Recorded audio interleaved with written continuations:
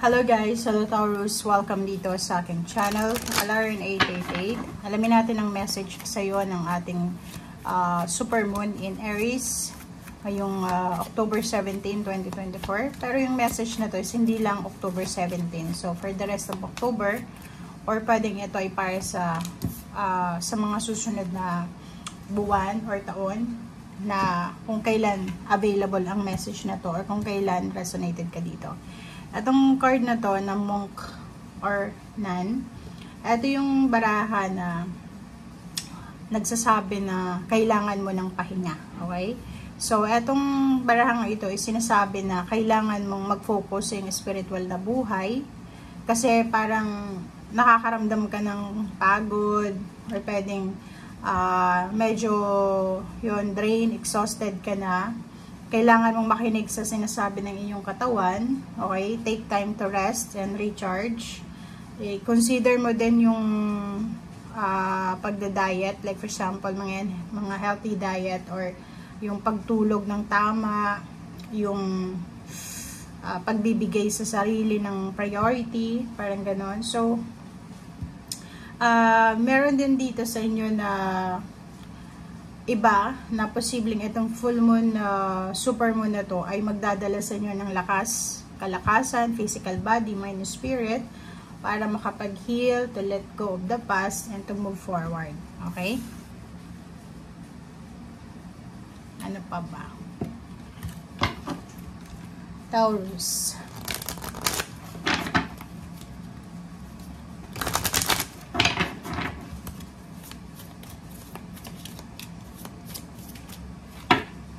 Okay, one card lang tayo dito guys. Cycles. So, yun. 'Di ba? So, ang cycle card na yan is nagsasabi sa iyo na everything happens for a reason. There's a time for everything. So, yun. Wag kang masyadong, wag mong i-stressan yung sarili mo. Wag kang masyadong magpakapagod. And if ever man nakakaramdam ka ng pagod, kailangan mong i-prioritize yung kapahingahan, yung rest. Okay?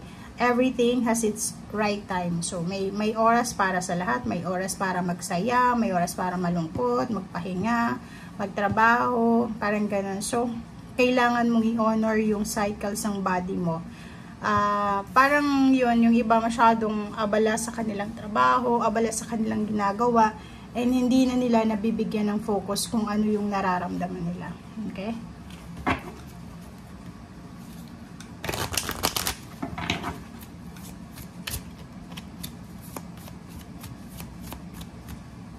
Okay, full moon in Pisces, forgive.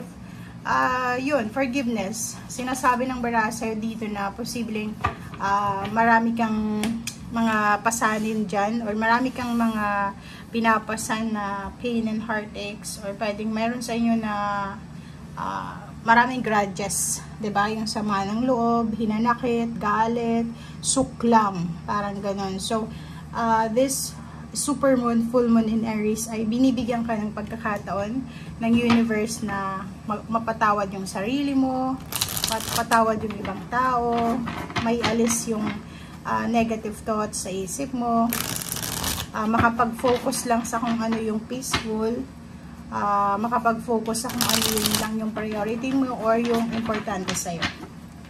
Okay, basta yung full moon ngayon guys, ang sabi sa'yo, unahin mo yung sarili mo.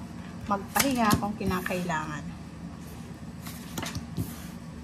Okay, so yung iba sa inyo dyan, yung mga masyadong nag-worry regarding sa pera, like may mga iba na na-scam, may iba na nandaya, na loko, nasaktan dahil sa pera. Sinasabi sa'yo na posibleng ma-overcome mo to during this full moon. Or yung full moon na to is magdadala sa'yo ng healing, ng overall healing regarding sa kung ano yung nagdala sa'yo ng pain and heartaches. Okay? So, yung Ten of Pentacles is lump sum of money. So, for example, may ibang Taurus na meron kayong kaso or na kinakaharap or may kinasuhan kayong tao dahil sa ginawan kayo ng hindi maganda. May mga posibleng payments or payouts sa mga damages. Parang ganun.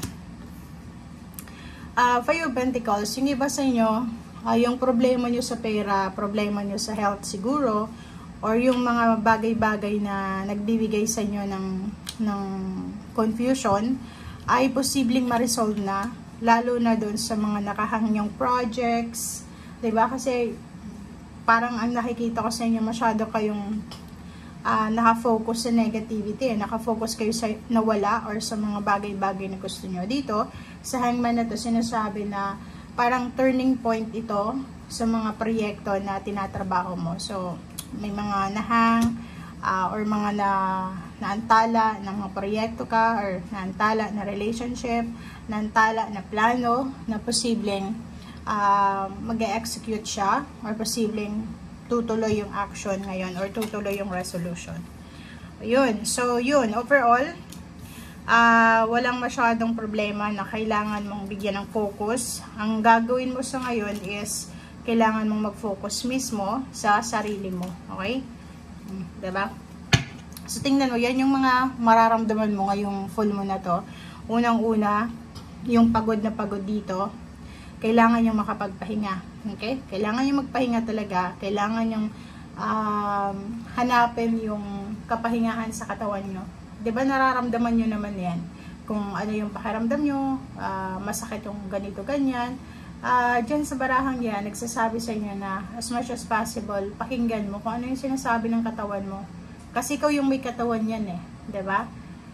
And dito sa Ace of Pentacles, sabi ng Hangman kanina, maraming mga projects, maraming mga plano ang hindi natuloy-tuloy, ang posibleng matutuloy na. Yung iba sa inyo dito, pwedeng sobra-sobrang nakafocus sa ginagawa. It's either money, relationship, or ganun pa man.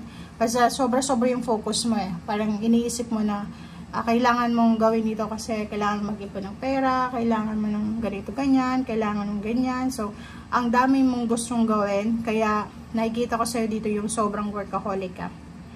Six of Pentacles, siguro makakatanggap ka ng pera, pero hindi rin magtatagal, mahihingi sa yung pera, parang gano'n. So, kung makikita mo sa mga readings mo for the past few days, puro material things, pera yung reading. Kasi yun yung focus mo eh. For example, nakatanggap ka ng sweldo, may hihingi ng pera sa'yo, or pwedeng ikaw, may alam kang kapamilya, nakakasweldo lang, and kailangan mo ng pera, so pwedeng siya ay lapitan mo, 'di ba, para makautang or makahingi ng pabor sa kanya. So, ito yung energy. And yung Strength card is healing siya. So, overall, sinasabi ng barahan na kung ano yung kailangan ng healing sa buhay mo, spiritual, mental, physical, psychological, yun yung kailangan mong bigyan ng focus. Okay? So, thank you guys for watching and see you again. Bye!